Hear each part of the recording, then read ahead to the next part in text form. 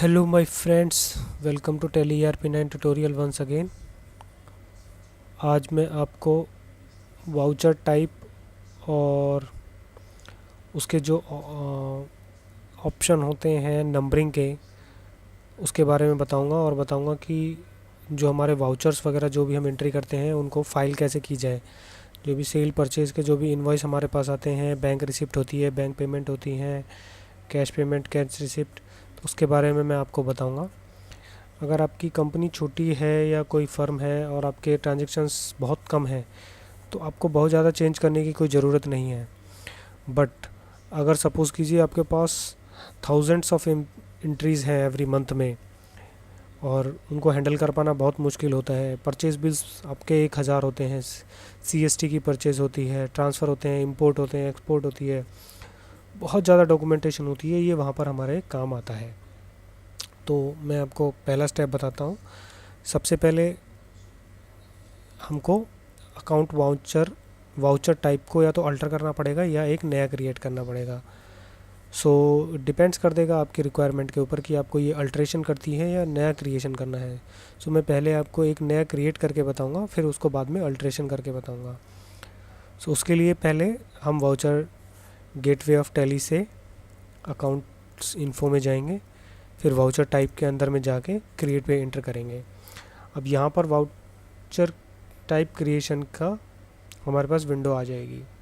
ठीक है, तो सबसे पहले मैं एक परचेस का आपको वाउचर बनाऊंगा, उसके बाद सेल्स का बनाऊंगा, तो उसको समझ में आ जाएगा आपको। तो सपोज़ कीजिए परचेज वेट जैसे हमने पिछले ट्यूटोरियल में बनाया था उसी तरह से यहाँ पर भी हम एक लिख देंगे। तो यहाँ पर हम लिखेंगे परचेस वेट। ठीक है, ये डुप्लीकेट एंट्री है, हम ऐसे ही नाम से पहले बना चुके हैं तो हम ऐसा नहीं बना सकते हैं। सो हम यहाँ पर इसको डी वेट कर देते हैं। ठीक है, इसका अलाइस अगर कोई दूसरा नाम भी आप डुप्लीकेट नाम डालना चाहते डाल सकते हैं, डालने का कोई ज़रूरत नहीं है। ठीक है, अब हम यहाँ पर टाइप ऑफ वाउचर, क्योंकि हम परचेस है तो ऑब्वियसली मेन जो होगा परचेस वाउचर टाइप हम इसको यूज़ करेंगे। उसके बाद कोई भी एब्रीविएशन है वो सेम भी छोड़ सकते हैं। यहाँ हमारे पास दो ऑप्शन है, टाइप ऑफ नंबरिंग जो कि बहुत इंपॉर्टेंट है। आप नन भी कर सकते हैं। नन वैसे कभी होता नहीं है क्योंकि हमको हमेशा ही रेफरेंस की ज़रूरत होती है जो कि सीधा वाउचर टाइप ही होता है। सो नन तो कभी रखेंगे नहीं, या तो मैनुअल रखेंगे या ऑटोमेटिक रखेंगे। अब पहले मैं आपको मैनुअल का बता देता हूँ। मैनुअल अगर हम करते हैं तो हमको एवरी टाइम जब हम परचेज एंट्री करेंगे तो जो वाउचर नंबर है वो हमको मैनुअली डालना पड़ेगा। सो वो ऑटोमेटिकली नहीं आएगा। जैसे कि हमने 10 एंट्री कर चुके हैं तो नेक्स्ट जो वाउचर करेंगे वो अपने आप से ही 11 आ जाएगा। बट अगर मैनुअल करेंगे तो आपको एवरी टाइम आपको रिमेंबर करना पड़ेगा कि लास्ट वाउचर क्या था। इसका इसका बेनिफिट भी है और नुकसान भी है। बेनिफिट ये है कि आपका डुप्लीकेट नहीं होगी और बहुत अच्छी सीरीज़ में सब कुछ चलेगा। और आपको नुकसान ये है कि एवरी टाइम आपको देखना पड़ेगा। सो मुझे नहीं लगता कि मैनुअल कभी कोई रखता है, बट आपको अगर लगे कि आपको रिक्वायरमेंट है तो आप रख सकते हैं, बट इसका होता नहीं है। सो जो नॉर्मली यूज़ किया जाता है वो है ऑटोमेटिक नंबरिंग, तो हम ऑटोमेटिक को सेलेक्ट करेंगे। अब देखिए वहाँ पर प्रिवेंट का ऑप्शन गायब हो गया। गायब क्यों हो गया? क्योंकि वो ऑटोमेटिक है, अपने आप से ही होगी, डुप्लीकेट होने का चांसेस ही नहीं है। सो इसलिए वो ऑप्शन चला गया। सो नेक्स्ट ऑप्शन आता है यूज़ एडवांस कॉन्फ़िगरेशन। यहाँ यही वो ऑप्शन है जिसके बारे में मैं आज आपको बताऊंगा थोड़ा डिटेल में। ये बहुत अच्छा ऑप्शन है नंबरिंग के लिए और आपके पास बहुत ज़्यादा वाउचर से एंट्रीज होती हैं उसके लिए। सो आप उसमें यस करेंगे और एंटर कर देंगे, आपके पास में एक नई विंडो आ जाएगी जिसमें आपको नंबरिंग आएगी। तो पहला ऑप्शन आता है स्टार्टिंग नंबर। जो आपका स्टार्टिंग नंबर है वो क्या होना चाहिए? ठीक है, एक भी हो सकता है, 101 भी हो सकता है, 201 भी हो सकता है, 1001 भी हो सकता है। सो इट डिपेंड्स कि आप कहाँ से नंबरिंग स्टार्ट करना चाहते हैं और कैसे स्टार्ट करना चाहते हैं। सो नॉर्मली ये 1 ही रहेगा। आप इसको 101 भी कर सकते हैं और 1001 भी कर सकते हैं, जैसे कि मैंने बताया। आप इसको नॉर्मली एक ही रखिएगा। अभी आता है सेकंड ऑप्शन है width of numeric part. Numeric part width की जैसे कि ये है कि जैसे आपने सपोज़ कीजिए आपकी एंट्री है 1000 तक जाती हैं एवरी मंथ में, 1000 परचेज एंट्री होती हैं आपकी। सो 1000 में कितने अंक होते हैं? 4। तो हम यहाँ पर 4 ही लिखेंगे। बट सपोज कीजिए 5 भी हो सकते हैं, 10,000 होती हैं। सो अलग से अलग अलग के लिए अलग अलग रहेगा, बट नॉर्मली आप इसको 5 रखें। 3 रख सकते हैं, 2 रख सकते हैं। इससे कम रखेंगे तो काम चलेगा नहीं, 5 रखेंगे तो ठीक होगा। प्रीफिक्स प्रीफिल विद जीरो, इसका मतलब है जब आपकी नंबरिंग स्टार्ट होगी तो वो एक से ना हो करके पहले आपको 4 टाइम जीरो आएगा, उसके बाद में 1 लिखा जाएगा, या उसके लिए इसको हम यस करेंगे। अब आता है रीस्टार्ट नंबरिंग। ये बहुत इंपॉर्टेंट है, मैं आपको आगे आगे बता दूंगा एग्जांपल में। अब देखिए, एवरी टाइम आपको रीस्टार्ट करना चाहिए जब आप परचेज एंट्री कर रहे हैं। वह की जो परचेज इन्वॉइस आप डाल रहे हैं, सो आपके सपोज़ कीजिए 1000 इन्वॉइस हैं, आपको उनको फाइलिंग करनी है। फिर जब आप को कभी कभी उनको ज़रूरत पड़ेगी निकालने के लिए, जब आपको सेल टैक्स में जाएंगे, आप उनकी ऑडिट करवाएंगे, तो आपको निकालना पड़ेगा। तो निकालने में वाउचर को 1000 इन्वॉइस में से कोई एक पर्टिकुलर इन्वॉइस को निकालना बहुत डिफ़िकल्ट होता है। तो हम उसको कैसे निकालेंगे, ये उसके लिए है। सो मेरा आइडिया क्या रहेगा, आप हर महीने की एक अलग फ़ाइल बनाएं। अलग फ़ाइल में आप नंबरिंग से आप उनको फाइल करते जाएं। एक स्टैम्प कंपनी की बनवाएं। इनवॉइस को एंट्री करने के बाद उस स्टैम्प को उसके ऊपर लगाएं, उसके ऊपर वाउचर नंबर लिख दें और डेट लिख दें और उसको फाइल कर दें। ठीक है, तो अब एवरी मंथ हमको रिस्टार्ट करना पड़ेगा। तो यहाँ पर फिर अप्रैल 4 में रिस्टार्ट नंबर 1 रहेगा। आप यहाँ से पार्टिकुलर में जो आएगा, अलग अलग ऑप्शन है, आप डेली भी उसको रिस्टार्ट कर सकते हैं, मंथली भी कर सकते हैं, कभी भी नहीं करेंगे मतलब वो चलते ही रहेगा आगे तक। वीकली भी कर सकते हैं, ईयरली भी कर सकते हैं। तो मैं सजेस्ट करूँगा कि आप इसको मंथली चूज़ करें। सो आपको यहाँ पर एवरी मंथ के लिए अलग डेट डालनी पड़ेगी। फिर आप 1 मई डालेंगे, यहाँ पर भी आप मंथली चूज़ करेंगे, देन 1 जून डालेंगे।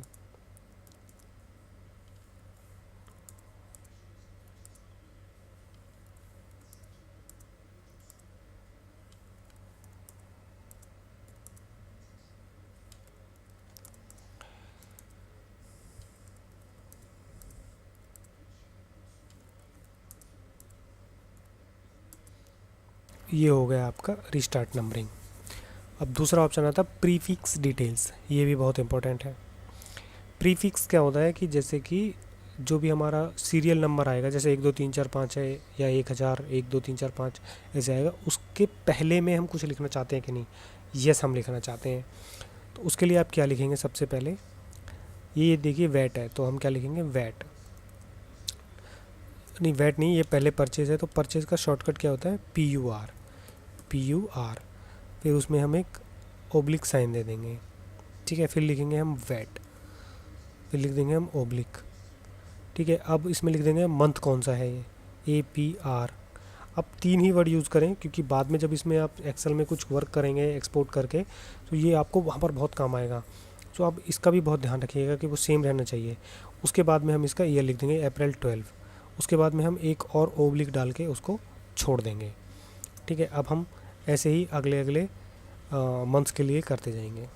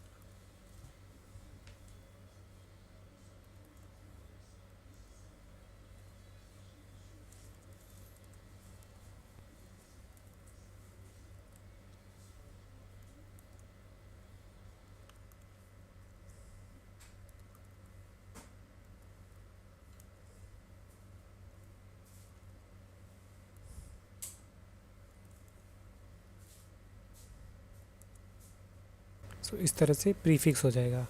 अब सफिक्स भी डाल सकते हैं। सफिक्स होता है जो कि जो भी हमारा सीरियल नंबर होगा उसके बाद में जो भी हमको कुछ अगर डालना चाहते हैं वो भी डाल सकते हैं, बट इसका रिक्वायरमेंट नहीं होता है। तो उसके लिए डालने की कोई ज़रूरत नहीं है। बट फिर भी अगर आप डालना चाहते हैं तो सपोज़ हम यहाँ पर अपना फाइनेंशियल ईयर डाल सकते हैं 2012 से 13। ठीक है। वो ये भी यहाँ पर मंथली अगर हम इसको चेंज करना चाहते हैं तो वो भी कर सकते हैं, बट इसका कोई रिक्वायरमेंट होता नहीं है तो इसको हम ऐसे ही छोड़ देंगे। ठीक है, ये हो गया। ये यूज़ ऑफ इफ़ेक्टिव डेट्स वगैरह मैं आपको पहले ही बता चुका हूँ, तो इसकी कोई ज़रूरत नहीं है। प्रिंट अगर आपको करना चाहते हैं तो कर सकते हैं, बाकी प्रिंट करने का कोई ज़रूरत नहीं होता है, सिर्फ सीरियल नंबर लेंगे डालेंगे तो। अब हम यहाँ पर क्लास बना लेंगे। परचेज वाउट वेट का है तो वेट 12.5% जैसे कि हमने पहले बनाया था। चलो मैं यहाँ पर 4% का बना देता हूँ। ठीक है,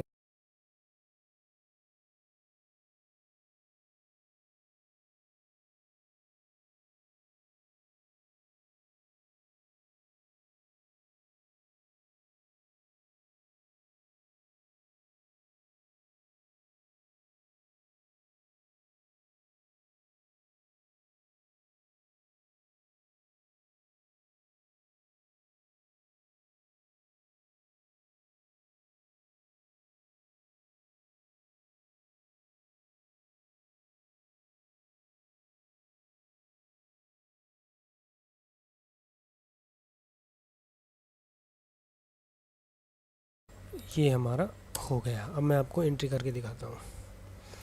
वाउचर एंट्री में जाएंगे, आप F9 प्रेस करेंगे, यहाँ पर आपने परचेज डीवेट को चूज़ करेंगे, यहाँ पर वाउचर क्लास सपोज़ कीजिए 4% की एंट्री करनी है, 4% कर लेंगे।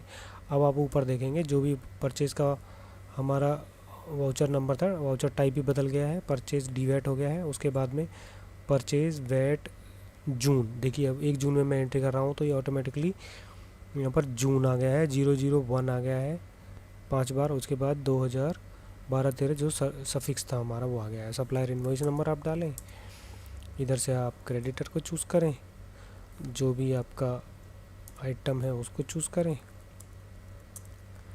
क्वांटिटी डालें, ये आपकी एंट्री हो गई। ठीक है, अब देखिए आप इसको प्रिंट करना चाहते हैं तो आप प्रिंट कर सकते हैं। यहाँ पर आप देख लेंगे इसका ये आ गया पूरा का पूरा नंबर, ये यहाँ पर इनवॉइस नंबर वगैरह आ गया है।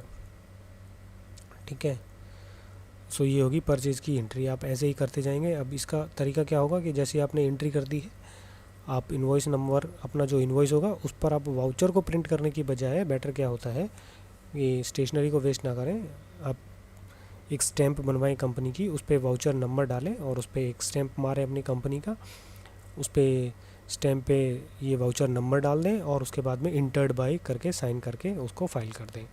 तो उसको उसी सीरियल नंबर में आप जब उसको फाइल करेंगे तो आप कभी भी वाउचर नंबर से जाके फाइल से निकाल सकते हैं। सो फ्रेंड, आपने सीख लिया कि परचेस वाउचर कैसे बनाते हैं और उसका अल्ट्रेशन करते हैं नंबरिंग के लिए। अभी मैं आपको सेल्स के बारे में बताऊंगा। नॉर्मली क्या होता है कि जब हम सेल्स वाउचर बनाते हैं, इंटर करते हैं, तो हमारा जो सेल्स इनवॉइस जो बनाने का काम होता है वो किसी हम या तो एक्सेल शीट में बनाते हैं या हमारा ऑलरेडी हमारे पास स्टेशनरी होती है जिसको हम मैनुअली फिल करते हैं, उसके बाद में हम अपना टैली में एंट्री करते हैं। सो अगर आप ऐसा करते हैं तो आपको ऑब्वियसली मैनुअली आपको एंट्री करनी पड़ेगी, बट अगर आप सीधा जो इनवॉइस है वो टैली से ही प्रिंट करते हैं तो आपको ऑटोमेटिकली यूज़ करना चाहिए एज़ पर माई सजेशन। ठीक है, बट वहाँ पर भी आपको अगर ऑटोमेटिक भी तब करना है जब आपको बहुत ज़्यादा आपके number of channels number of invoices हैं। अगर आपके नंबर ऑफ़ इन्वॉइसेस कम है तो आप उसको मैनुअली बनाएं, क्योंकि बीच में क्या होता है कि कभी कभी हमारे पास में कुछ इन्वॉइस है जो कि हमारे पास से गलत हो जाता है, उसकी गलत एंट्री हो जाती है और हम उसको डिलीट कर देते हैं। सो जब हम ऑटोमेटिकली यूज़ करेंगे तो हम उसमें नंबरिंग को चेंज नहीं कर पाएंगे।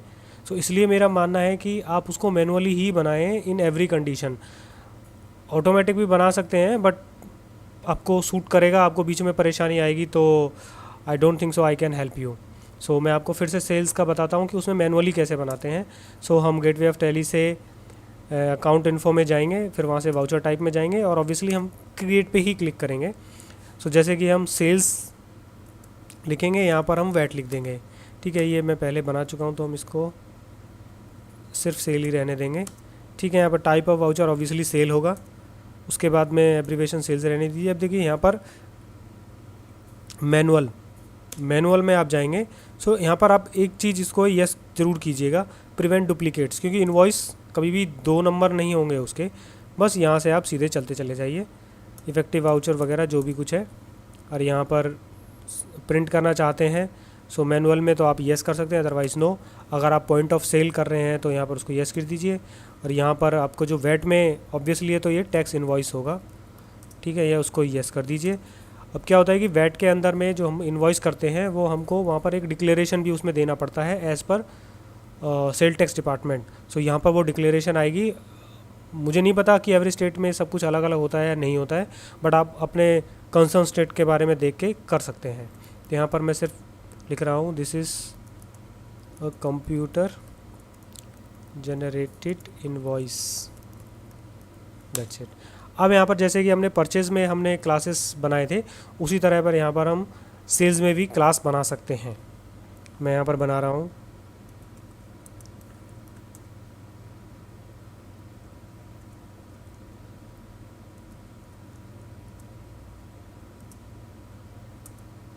वाउचर कैसे हो गया है, ठीक है। अभी मैं दूसरा ऑप्शन भी आपको बता देता हूँ कि इसमें ऑटोमेटिकली कैसे होगा। सो इसमें सेल्स डी वैट, अच्छा वाउचर नेम कभी भी दो नहीं हो सकते हैं सेम, मतलब उसको डिफरेंट ही होना पड़ेगा, ठीक है, तो उसका थोड़ा ध्यान रखेंगे। यहाँ से हम ऑटोमेटिक में जाएंगे। अब जब हम ऑटोमेटिक में जाएंगे तभी हमारे पास में जो एडवांस कॉन्फ़िगरेशन के ऑप्शंस हैं वो आएंगे, ठीक है। अभी जैसे कि पहले आ चुके हैं, यहाँ पर आप यस कर लीजिए। अगर आप ईयरली अगर चेंज नहीं होते हैं तो ठीक है, बट अगर आपकी क्वांटिटी बहुत ज़्यादा है, 1000 से ऊपर में आपके हर मंथ में इन्वॉइस होता है, तो आप इसको मंथली कीजिए, वीकली भी कर सकते हैं। ये ऐसा कुछ लीगलाइज नहीं है, बट वो सीरियल में होना चाहिए। और आपको जब सेल टैक्स में जब उसकी हम ऑडिट कराते हैं तो उसके ऊपर आपको जवाबदेही होगी और आपको बताना पड़ेगा कि हम इस तरह से करते हैं, पूरा आपको सब कुछ बताना पड़ेगा, ठीक है। तो हम यहाँ पर इसको ईयरली लेते हैं, मैं ज़्यादा कुछ यहाँ पर नहीं बता रहा हूँ। प्रीफिक्स अगर आप करना चाहते हैं सो आप प्रीफिक्स भी कर सकते हैं। अच्छा प्रीफिक्स में ये आई थिंक ज़रूरी नहीं है कि आपको जो रीस्टार्ट नंबरिंग है वो तो ईयरली होगी, बट आप प्रीफिक्स तो उसको मंथली भी कर सकते हैं। जैसे कि आप चाहते हैं कि मैं अलग अलग फाइल बनाऊँ, सिर्फ नंबरिंग उसकी बेसिक से कॉन्टीन्यूस चलती रहे, तो हम यहाँ पर लिख सकते हैं। वैसे इसका कोई कुछ बनता नहीं है कि आप बाद में उसमें वो सब डालें, मंथली ऐसे डालें और वो सब कुछ अलग अलग है। कुछ मतलब आपको अपने दिमाग लगाना है कि आपको कैसी रिक्वायरमेंट है, उसके हिसाब से ही ये यहाँ पर आप कर सकते हैं। तो इस तरह से आप बढ़ते चले जाएंगे। सफिक्स भी आप अगर करना चाहते हैं तो सपोज़ कीजिए आप यहाँ पर सफिक्स करना चाहते हैं ईयर, फाइनेंशियल ईयर, उसको लिख सकते हैं। बस बाकी सारे ऑप्शन ऐसे ही हैं। ये पीओएस का बता दिया, डिफ़ॉल्ट प्रिंटिंग इनवॉइस वगैरह, इसमें भी आप क्लास डिक्लेरेशन वगैरह जो भी कुछ बनाना चाहते हैं वो सब बना देंगे और ये हो जाएगा, ठीक है। ये हो गया सेल्स इनवॉइस। अब दूसरा जो बहुत थोड़ा और भी इम्पोर्टेंट है वो है पेमेंट का, पेमेंट और रिसिप्ट। अच्छा जब हम पेमेंट करते हैं तो ऐसा नहीं है कि हम सिर्फ बैंक से ही पेमेंट करते हैं, ऐसा ही नहीं है कि हम कैश से पेमेंट करते हैं, हम कैश से भी करेंगे और बैंक से भी करेंगे। सो क्या होगा कि अगर हम सिर्फ पेमेंट वाउचर को ही यूज़ करके और उसका प्रिंट निकाल के हम करते चले जाएंगे तो हम सेग्रीगेट नहीं कर पाएंगे कि, और हम करना चाहते जब हमारे पास में बड़ी कंपनी होती है और बहुत सारी ट्रांजेक्शन होती हैं, सो हमको अलग अलग करना पड़ता है, क्योंकि कैशियर अलग होता है और बैंक की जो पेमेंट बनाने वाला होता है वो अलग बनाने वाला अलग होता है। तो हमको अलग अलग ही बनाना पड़ेगा। तो इसके लिए हमको क्या करना पड़ेगा, अपने हम दो वाउचर बना लेते हैं, एक बैंक का बना लेते हैं, एक पेमेंट का कैश का बना लेते हैं। सो उसके लिए कैसे बनाएंगे, सेम प्रोसेस है। क्रिएट में जाएंगे, आप पेमेंट बैंक लिखेंगे, ठीक है, नाम कुछ भी हो सकता है, यहाँ पर पेमेंट के अंडर में आएगा। और यहाँ पर ऑब्वियसली ये ऑटोमेटिक ही रहेगा, मैनुअल रखने का कोई नहीं है। इसमें भी एडवांस कॉन्फ़िगरेशन सबका सेम ही है, जैसे कि मैंने पहले बता चुका हूँ, इसमें कुछ वो नहीं है। इसको आप मंथली कर सकते हैं और ईयरली कर सकते हैं। क्वार्टरली का आई थिंक मेरे पास, मुझे नहीं लगता यहाँ पर कोई ऑप्शन है। आई एम सॉरी, ठीक है। जून का हो गया। प्रीफिक्स करना चाहते हैं, यहाँ कर लीजिए पेमेंट बैंक,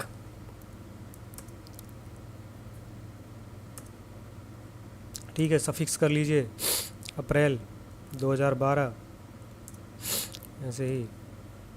सॉरी, यहाँ पर शुरू में थोड़ा ध्यान रखिएगा, ये सब हमको काफ़ी अच्छे से लिखना पड़ता है सब। इस तरह से, नहीं तो वो सेग्रीगेशन उसका अच्छे से नहीं हो पाएगा।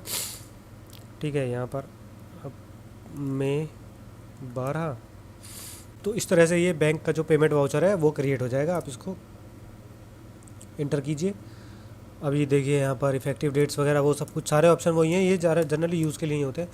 अच्छा, इसमें आपको क्या करना होगा कि जब भी हमारी बैंक की जो पेमेंट होती है, तो क्या होता है कि हमको काफ़ी अप्रूवल वगैरह लेने पड़ते हैं कंपनी में, तो उसका ऑब्वियसली हमको वाउचर चाहिए होता है। सो आपको वापस ना जा करके बार बार प्रिंट करने के बजाय यहाँ पर एक अच्छा ऑप्शन है, print after saving the voucher, इसको यस कर दीजिए।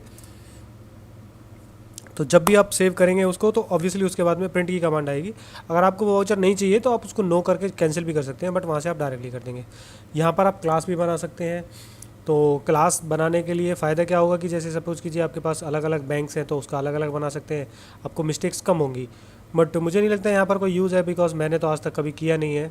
मेनली उसका सेल और परचेज में ही होता है, बट फिर भी आप समझते हैं कि आप यहाँ पर बना सकते हैं, तो आप बना के ट्राई कीजिए।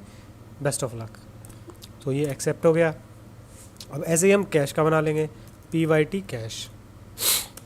ठीक है, अब कैश में भी देखिए कि अगर आप पैटी कैश वगैरह अलग से मेंटेन करते हैं और वो चाहते हैं कि उसका अलग से ही आपको वाउचर वगैरह आपको करना है, तो आप यहाँ पर पैटी कैश का भी बना सकते हैं, कैश का भी बना सकते हैं, अलग अलग बना सकते हैं। तो वो सब कुछ आपके ऊपर है। ठीक है, आप बस इसकी प्रैक्टिस करते जाइए, इसका भी ऑटोमेटिक रहेगा, सबका सेम ऑप्शन है। तो इसमें मैं बनाऊँगा नहीं, आप समझ गए होंगे कैसे बनाना है। ठीक है, सेम बैंक की तरह बनेगा, उसमें जैसे भी आपकी कंपनी की है आप उसी तरह से आप इसको लिख सकते हैं। तो इस तरह से यस करते हुए, ठीक है, आप ये बन जाएगा। इसको भी यस कर लीजिए, क्लास अगर बनाना चाहते हैं तो बना सकते हैं, उसको यस हो गया। बस अब आप देखिए एंट्री करके एक मैं दिखा देता हूँ आपको पेमेंट की। जैसे ही F5 प्रेस करेंगे तो यहाँ पर आपके तीनों वाउचर हो जाएंगे। सो जैसे ही आपने बैंक पेमेंट पे किया, तो ऊपर देखिए 1 जून का जो मेरा डेट है यहाँ पर, और उसका जो नंबरिंग आ रही है, पेमेंट बैंक 000 4 टाइम्स 0 और 1, देन जून 12। तो बस मैं जून के ऐसे ही करता जाऊँगा। उसमें जैसे ही मैं सपोज़ कीजिए एंट्री कर रहा हूँ बैंक से, तो यहाँ पर आ जाएगा कन्वेंस। किसी को सपोज़ कीजिए मैंने कन्वेंस पे किया बैंक से, तो ये आ गया। तो यहाँ पर मैं उसकी पूरी डिटेल्स वगैरह सब कुछ डाल दूँगा। बस ये देखिए पेमेंट का ऑप्शन आ जाएगा। आप चाहते हैं कि प्रिंट एडवाइस हो, चलो मैं ये आपको दिखा देता हूँ प्रिंट एडवाइस वगैरह की। पेमेंट एडवाइस मतलब कि जब हम चेक के साथ उसको देंगे तो उस पर हम साइन करा के अपने पास रख सकते हैं। प्रिंट ड्यू डेट्स वगैरह लिखना है तो लिख सकते हैं। कंपनी का पेन IT वगैरह लिखना चाहते हैं तो वो भी लिख सकते हैं। तो उसको यस कर दीजिए। आप इसको जूम करके देखिए, Alt+Z ये पेमेंट एडवाइस जो आपकी आई है, मतलब कि ये आप उसको देंगे और वो उस पर रिसीवर्स के यहाँ पर जो ये आप देख रहे हैं यहाँ पर रिसीवर, इसका साइन ले लेंगे और पूरा आप उसको अपने फाइल में कर देंगे। ठीक है, इसको छोड़ दिए, बस ये हो गया। इसी तरह से हम कैश का कर सकते हैं।